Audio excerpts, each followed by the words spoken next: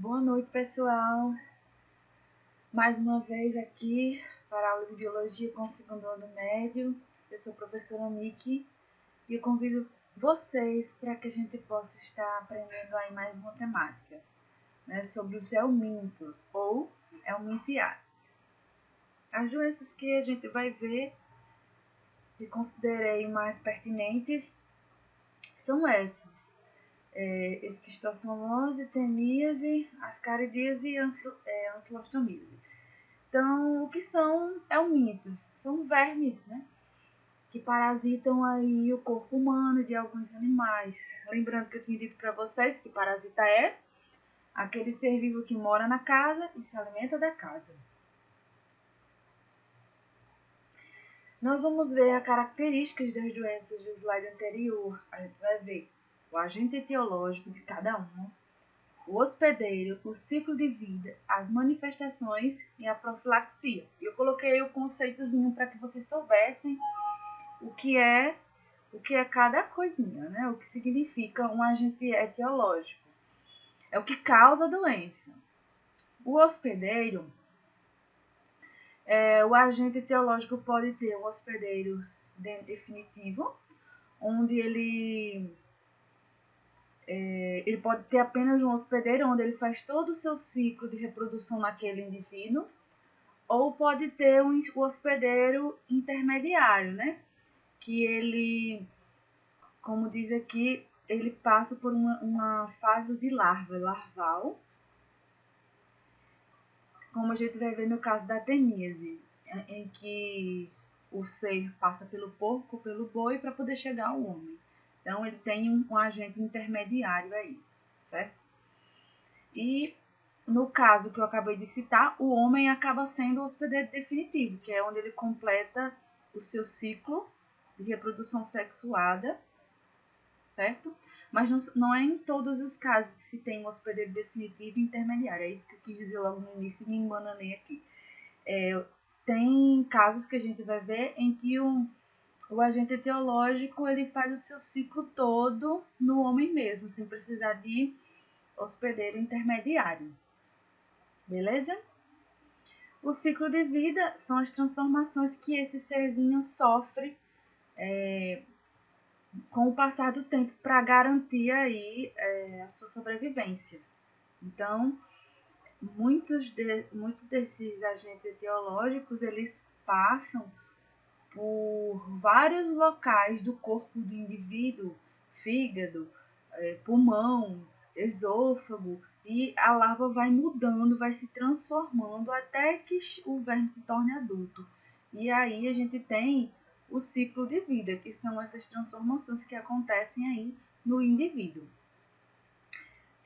As manifestações são os sintomas e sinais que a doença provoca no hospedeiro. Né? Se é febre, se é dor de cabeça, se é náusea, enfim. E a profilaxia são os recursos para prevenir aí a patologia. E a primeira doença que nós vamos falar é a esquistossomose. E olha aí o agente etiológico. Esquistossoma manzoni. Não se lê xistossoma, é esquistossoma, tá? E é bem nítido aqui a diferença entre macho e fêmea, né? O macho, ele parece uma casquinha, ele tem uma abertura aqui no centro, onde envolve aí a fêmea, né? Como vocês podem ver aqui também nesse outro esquema, a fêmea fica dentro. Ambos possuem uma ventosa que garante que eles se segurem no hospedeiro, uma boca, né? E isso aqui é o canal ginecóforo, aí por onde ele se reproduz. E olha aí, um hospedeiro intermediário, né? Então, aquele agente etiológico vai utilizar um meio termo aí, digamos assim, que é no caso esse caramujo. O nome dele, ó, Bionfalaria glabrata. Ele também recebe esse nomezinho que eu destaquei em vermelho para vocês, de Planar Vive. Por quê? Porque a concha dele é que nem do Gary, do Bob Esponja, ela é chata. E aí dá um diferencial dos outros caracóis. Ela é conhecida popularmente, essa doença, como barriga d'água. E pela medicina e pelos médicos de astite. Olha quão gigantesca fica a barriga do hospedeiro, da pessoa infectada. Como é que acontece aí o ciclo de vida desse parasita? Então, veja só. Eles parasitam preferencialmente o fígado. Cada doença tem, cada parasita ele tem um lugar de preferência, né? No caso da esquistossomose, o parasita gosta aí do fígado. Depois eles migram, né? Aí, ó. Eles migram para o intestino e os ovos acabam sendo eliminados pelas fezes. Os ovos, vocês podem observar aí. E essas fezes ficam lá na areia, porque esse tipo de doença parasitária, como as demais que a gente vai ver, acontece muito por falta de saneamento básico em algumas regiões, né? Então, digamos que uma pessoa não tem banheiro, ou trabalha em uma plantação e não tem como ir ao banheiro, acaba fazendo cocô ali mesmo, onde ele está. Então, o que acontece? Essas larvas que estão nas fezes dessas pessoas vai acabar infectando o solo ou algum córrego que está ali. E aí, depois que infecta, chega aí através, consegue contaminar aí a pessoa, uma outra pessoa novamente, tem o primeiro estágio larval, aí o miracídio. E ele tem até 24 horas para encontrar aí, não infecta uma pessoa, né? Esses ovos que foram eliminados pelas fezes, eles vão encontrar um intermediário agora, tá? Aí eles têm até 24 horas para encontrar aí esse hospedeiro intermediário, que no caso é o caramujo. Encontrando aí, essa larva vai mudando de estágio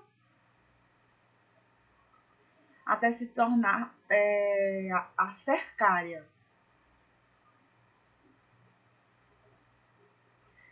Que nada, fica na água nadando, procurando um ser humano. Quando encontra, atinge a corrente sanguínea desse ser humano, e se instala novamente aí, ó, no fígado do novo hospedeiro.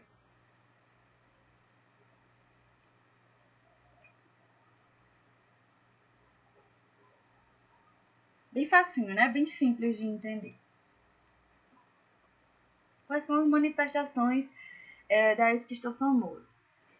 Vermelhidão, né? E coceira, porque quando ele chega no fígado, né? Geralmente ele vai se instalar de novo no intestino. Aí ele passa do fígado para outras partes do corpo e acaba, numa dessas fases, indo para o esôfago e dá uma coceirazinha na garganta, a maioria das verminoses, e a gente nem sabe, né? Mas quando a cercária está lá na água nadando, que acaba entrando no corpo do ser humano, ela provoca uma coceira. É por isso que muitas pessoas chamam essa doença de lagoas de coceira. Na fase crônica, causa anemia intensa, fezes sanguinolentas, náuseas, vômito, obstrução dos vasos sanguíneos, né, devido porque afeta o fígado. E qual é a profilaxia? O que se pode fazer? Saneamento básico. Como eu falei para você, a maioria desses parasitoses por falta de higiene e por falta de saneamento básico. Então, evitar contato aí com águas contaminadas, com pessoas, fazer tratamento de pessoas que estão infectadas e combater o caramujo. Mas a gente precisa ter cuidado com esse combate ao caramujo, né? Porque a gente não vai sair por aí matando os bichinhos, não. Certo? Teníase. O agente etiológico pode ser dois. A Taenia solium, que afeta aí o agente intermediário aí, o hospedeiro intermediário, perdão, é o porco, e a Taenia sarginata, que o hospedeiro intermediário é o boi, né? Então, as tênias pertencem à classe Cestoda. E a gente precisa lembrar que elas não possuem trato digestivo. Então, elas absorvem o nutriente da pele, diferente da lombriga. A lombriga, a Ascaris lumbricoides, quando ela parasita o intestino, ela absorve todos os nutrientes daquele ser pelos 3 lábios que a gente viu na aula passada. A Taenia, ela absorve, ela tem o sistema digestório completo. A Taenia, ela absorve os nutrientes através da pele. E aí elas têm diferenças anatômicas, né? A sarginata, ela possui aqui algumas ventosas e uns ganchinhos aqui, né? Vamos dar uma olhada aqui nesse outro esquema. Ela possui uma cabeça que também pode ser chamada de scolex. O pescoço, que também pode ser chamado de colo. O corpo, que é toda essa extremidade que vai abaixo do pescoço, que é chamado de estróbilo. E os proglotes, que é onde ficam os ovos. Então, esse tipo de tênia, a sarginata, o hospedeiro intermediário é o boi. É necessário que vocês saibam diferenciar quem é o hospedeiro intermediário. Sarginata, hospedeiro intermediário é o boi. Possui apenas ventosas, como eu falei anteriormente. A Taenia solium, o hospedeiro intermediário é o porco.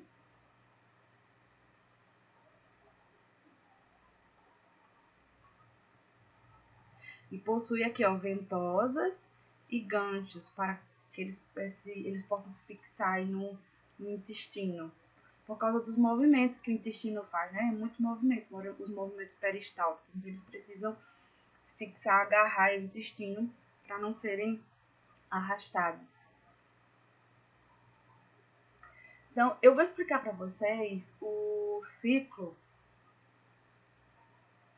da Taenia solium, mas o ciclo da Taenia sarginata é igual, é idêntico, não se preocupem, tá certo? Acontece da mesma forma. Então, as tênias, elas são hermafroditas. A gente já viu, são seres que possuem os 2 sexos. E eles se autofecundam, né? À medida com que os ovos vão aumentando, a quantidade vai aumentando, esses pedacinhos, eles se desprendem, chamados de proglotes, né? E são eliminados aí nas fezes. Essas fezes saem com os ovos, que muitas vezes são comidos aí pelo animal, que acaba ingerindo esses ovos. E no estômago do porco ele acaba descascando, ele acaba eclodindo. E aí acontece o primeiro estágio larval, né? Que se chama de a larva oncosfera. Na Taenia solium, essa larva ela tem preferência pelo músculo, pela carne do porco. Então, ela se instala no músculo. Aí essa larva vira outra com o nome de cisticerco. Olha aí essa palavrinha, bem importante, cisticerco. E quando ela está nesse estágio aqui, que o homem come a carne contaminada, por isso a importância aí, ó, de cozinhar suficiente os alimentos, né? Cozinhar, fritar, porque o calor pode matar aí a larva, né? Então, ao comer a carne contaminada, sem cozinhar o suficiente, as larvas se desenvolvem no intestino do ser humano. Os ovos de tênia sólido ingeridos pelo ser humano causam outra doença, a cisticercose. Essa daqui que a gente acabou de ver é a teníase. Então, a gente viu que a tênia já estava no organismo de uma pessoa infectada na forma adulta, e esse ploglote foi eliminado pelas fezes, que infectou o porco, e essa larvinha se instalou no músculo da carne do porco, que foi comida pelo homem, e o homem, ao comer, ela se instalou no intestino e virou adulta. Na cisticercose, não acontece da verme virar adulta. Olha só, o ser humano ingere os ovos. Então, assim como o porco ingeriu os ovos, né, ali das fezes daquele ser humano que estava contaminada, né? Tá, professora, mas como é que alguém vai comer o cocô de alguém? Não, gente, pode acontecer de algum trabalhador rural, por exemplo, que trabalha muito manuseando aí hortaliças e alfaces com as mãos, não é? Ter pego o solo contaminado sem perceber, e aí foi manipular um alface, você não lavou o alface corretamente e acabou ingerindo os ovos da tênia, né? E aí você ingeriu diretamente os ovos, não a carne do porco, mas os ovos. E aí aquele ciclo que aconteceu no porco acontece no corpo do ser humano. Ela vai para estágio larval de cisticerco, e no ser humano a preferência dela não é a carne, como no porco. É o cérebro, de preferência, perdão, o sistema nervoso central, porque se instala no cérebro, mas também pode se instalar na coluna, certo? No cerebelo. Então, olha aí, ó, os ovos em hortaliças, frutas, podem entrar em contato aí com qualquer alimento que não foi bem lavado. E aí, no corpo do indivíduo, aparecem os cisticercos.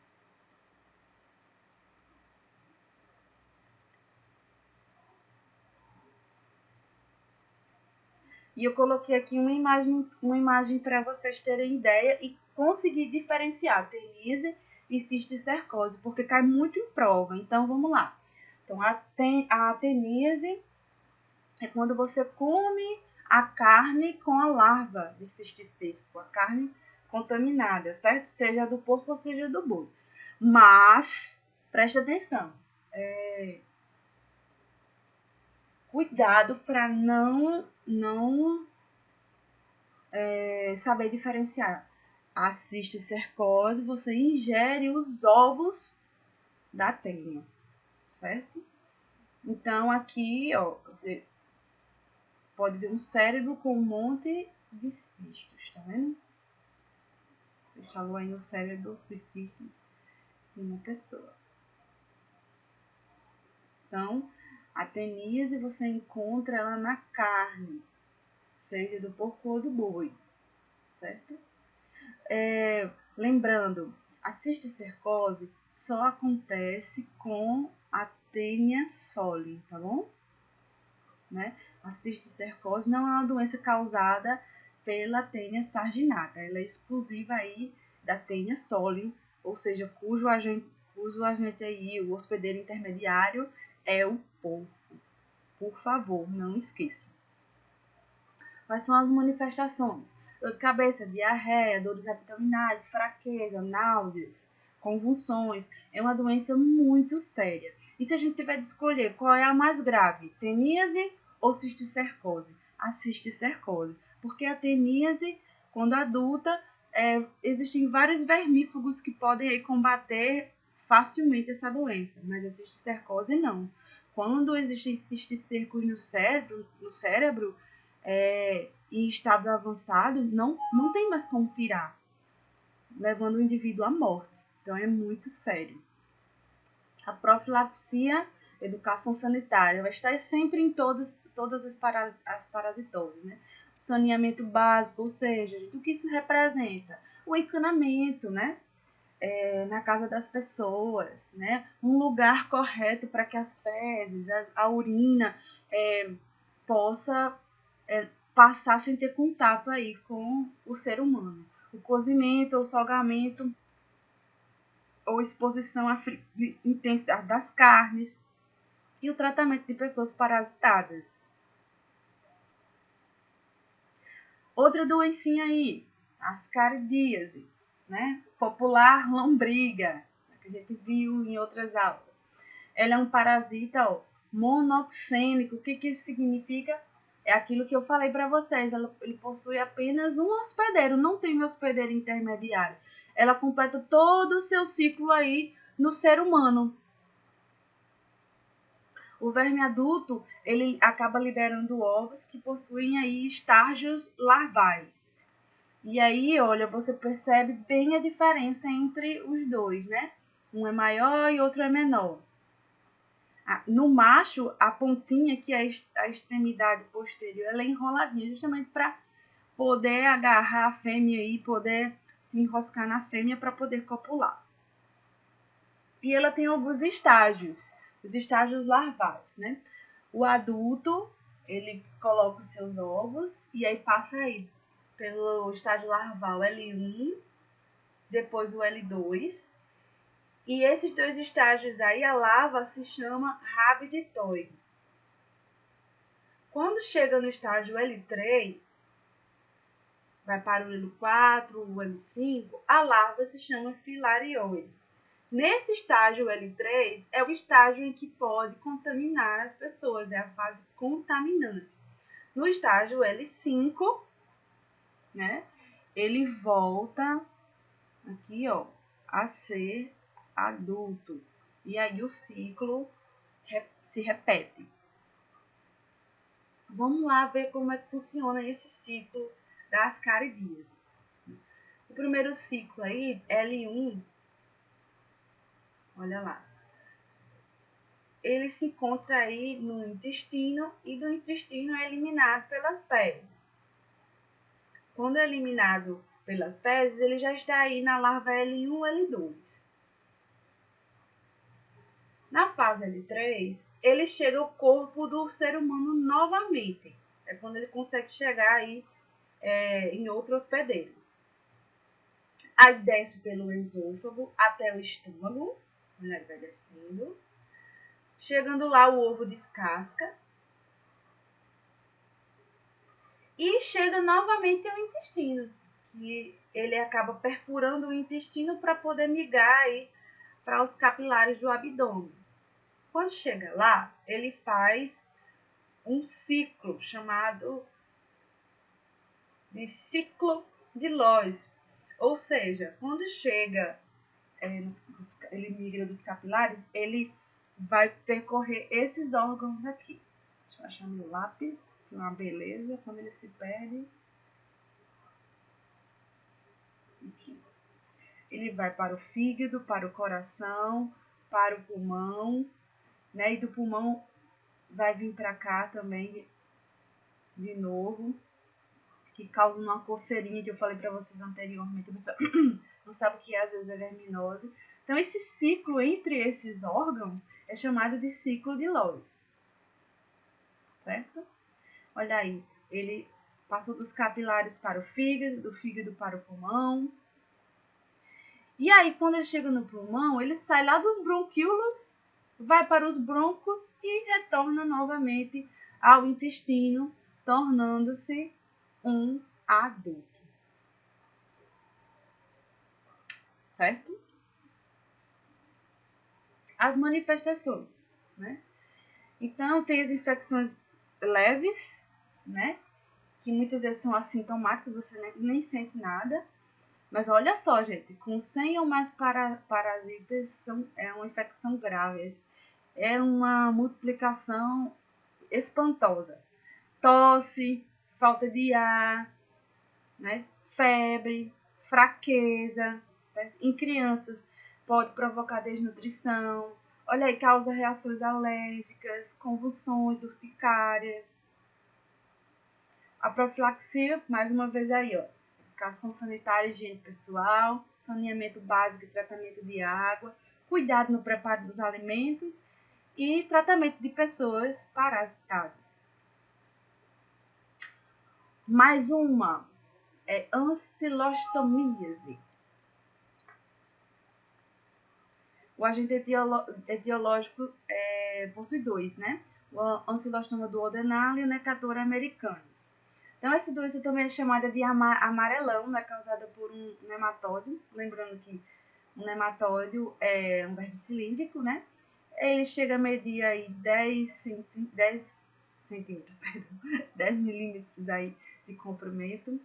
E apresenta dimorfismo sexual, ou seja, tem aí o macho e a fêmea. As duas formas. São parasitas exclusivamente do ser humano.